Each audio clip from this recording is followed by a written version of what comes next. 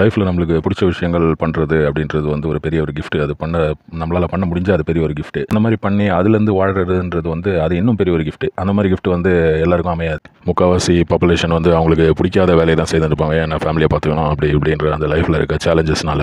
ஆனால் இவர் வந்து ஒரு வித்தியாசமான ஆள். இவர் பேர் வந்து துருவரதி. இவர் வந்து ஒரு யூடியூபர். இவருக்கு பிடிச்ச விஷயம் வீடியோ போடுறது, விளாகிங் பண்ணுறது, ட்ராவல் பண்ணுறது, இந்த மாதிரி விஷயங்கள்லாம் இதெல்லாம் பண்ணி தான் இவர் வந்து வாழ்ந்துன்னு இருக்காரு. இதுலேருந்து வர இன்கமில் தான் இவர் இந்தியாவிலே வந்து ஒரு மோஸ்ட் பெய்டு யூடியூபர் அப்படின்னே வேணால் சொல்லலாம். இவருக்கு வந்து அவ்வளோ ஒரு ஃபாலோவர்ஸ் இருக்காங்க. 1.5 கோடி பேருக்கு மேலே ஃபாலோவர்ஸ் இருக்காங்க. அது மட்டும் இல்லாமல் இவர் போடுற வீடியோடைய வியூஸ் எல்லாம் பார்த்தீங்கன்னா எல்லாம் 50 லட்சம் 70 லட்சம் அப்படிலாம் போயிடும். இவர் வந்து ஹிந்தியில் தான் மோஸ்ட்டாக வீடியோஸ் போடுவார். இந்த வீடியோவும் ஹிந்தியில் தான்.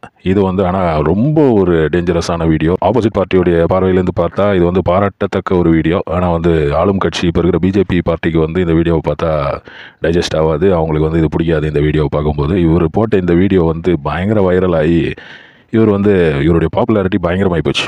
இந்த போன ஒரு 2-3 நாட்களில் இவர் என்ன அதுக்கு தலைப்பு வச்சாருன்னா டிக்டேட்டர்ஷிப் அப்படின்ற மாதிரி ஒரு தலைப்பு. அது கூட வந்து டெமோக்ரஸி இந்தியாவில் செத்து போச்சா, இஸ் டெமோக்ரஸி டையிங், செத்துன்னு இருக்குதா அப்படின்ற மாதிரி ஒரு தலைப்பு வச்சு இந்த வீடியோ ஒன்று போட்டார்.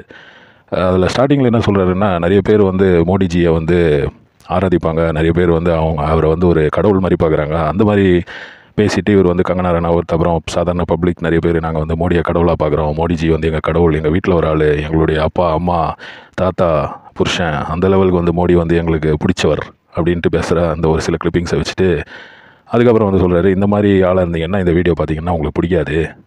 அந்த மாதிரி ஆளுங்களுக்கு வந்து நான் சொல்ல போகிற விஷயம் வந்து பிடிக்காது. ஆனாலும் பிடிக்கலனாலும் இதை பற்றி கொஞ்சம் யோசிச்சு பாருங்கள் அது இதுன்னு பேசிவிட்டு ஒரு 29 மினிட்ஸ் 30 மினிட்ஸ் கிட்ட வீடியோ இது. இந்த வீடியோ வந்து பார்த்தீங்கன்னா ஒரு ஷாக் ஆகிடும் உங்களுக்கு. அதாவது ஜேர்னலிசம் அப்படின்றது வந்து ஒரு பெரிய விஷயம். அந்த காலத்துலேருந்து ஜேர்னலிஸ்ட்டுக்கு வந்து ஒரு தனி மதிப்பு இருக்குது. இவர் இந்த வீடியோவில் என்ன சொல்கிறாருன்னா, ஜேர்னலிஸ்ட் வந்து இவ எல்லாருமே பிஜேபியுடைய ஸ்போக்ஸ் பர்சனாக செயல்படுறாங்க, அவருடைய கொள்கை பரப்பு செயலாளராக இருக்கிற மீடியா ஃபுல்லாக செயல்படுது அப்படின்ற மாதிரி சொல்லிட்டார். இந்த மாதிரி விஷயங்கள்லாம் பேசி இது பெரிய கான்ட்ரவர்சி. இந்த வீடியோ வந்து 2 நாளில் தூக்கிடுவாங்களா இல்லையான்னு தெரியல. இன்னும் வந்து இந்த வீடியோ சர்க்குலேட் ஆகிட்டு தான் இருக்குது. த டிக்டேட்டர் அப்படின்ட்டு ஒரு பிரைம் மினிஸ்டரை பற்றி பேசுகிறது எவ்வளோ தூரத்துக்கு சரியாக இருக்கும்னு தெரியல. ஆனால் இவர் பேசுகிற பாயிண்ட் எல்லாமே ஒரு லாஜிக்கலாக பேசுகிறாரு, நிறைய ப்ரூஃப் வச்சுன்னு பேசுகிறாரு. இந்த மாதிரி ப்ரூஃப் வச்சுன்னு பேசும்போது ப்ரூஃபெல்லாம் வேறு காட்டுறாரு வீடியோலேயே. இந்த ப்ரூஃபெல்லாம் காட்டும்போது இந்த ப்ரூஃபெல்லாம் உண்மையா, இதெல்லாம் இப்படியெல்லாம் நடக்குதாப்பா இந்தியாவில் அப்படின்னு கேட்குற அளவுக்கு இந்த வீடியோ வந்து பார்க்கும்போது அவ்வளோ ஒரு பரபரப்பான வீடியோவாக இருக்குது. நம்ம பிஜேபி தலைமை இப்போ தமிழ்நாட்டில் இருந்தாலும் எந்த இடத்துல பார்த்திங்கனாலும் அவங்களுக்கு எதிராக ஏதாவது ஒரு வீடியோ போட்டால் நிறைய பேர் வந்து அதுக்கு ரியாக்ட் பண்ணுவாங்க. நிறைய பேர் வந்து அதுக்கு கமெண்ட்ஸ் எல்லாம் போடுவாங்க. ஐயோ உனக்கு என்ன தெரியும், நீ யாரா, உனக்கு என்னடா தெரியும் அப்படின்லாம் கேட்பாங்க. காங்கிரஸுக்கு எதிராக போட்டாலும் ஒரு சிலர் வந்து கேட்பாங்க. ஆனால் பிஜேபிக்கு எதிராக போடும்போது பயங்கரமான கேள்விகள் வரும். அதெல்லாம் இவர் லிங்க் பண்ணி எல்லாமே வந்து இவங்களுடைய ஐடி செல் தான் பண்ணுது அப்படி இப்படின்ற மாதிரியெல்லாம் பேசி எலெக்ஷன் கமிஷனே வந்து பிஜேபியுடைய ஒரு ஏஜென்சி அப்படின்ற மாதிரியும் பேசிட்டார்.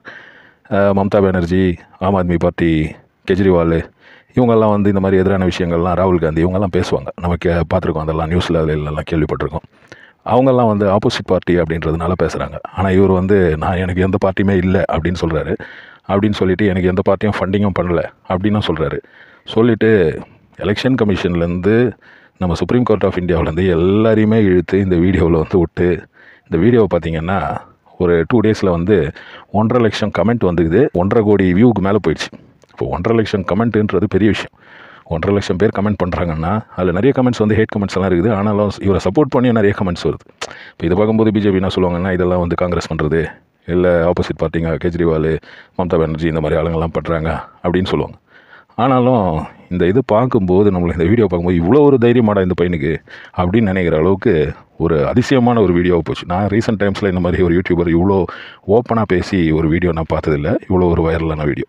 மீடியாவை வச்சு யாரெல்லாம் எதிராக பேசுகிறாங்களோ, யாரெல்லாம் பிடிக்கலையோ அவங்களெல்லாம் வந்து எக்ஸ்ப்ளாய்ட் பண்ணுறாங்க. அதே மாதிரி ஸ்டேட் கவர்மெண்ட் வந்து ஒழுங்காக வேலை செய்ய விடாமல் கவர்னரை வச்சு இது பண்ணுறாரு நம்ம மோடிஜி.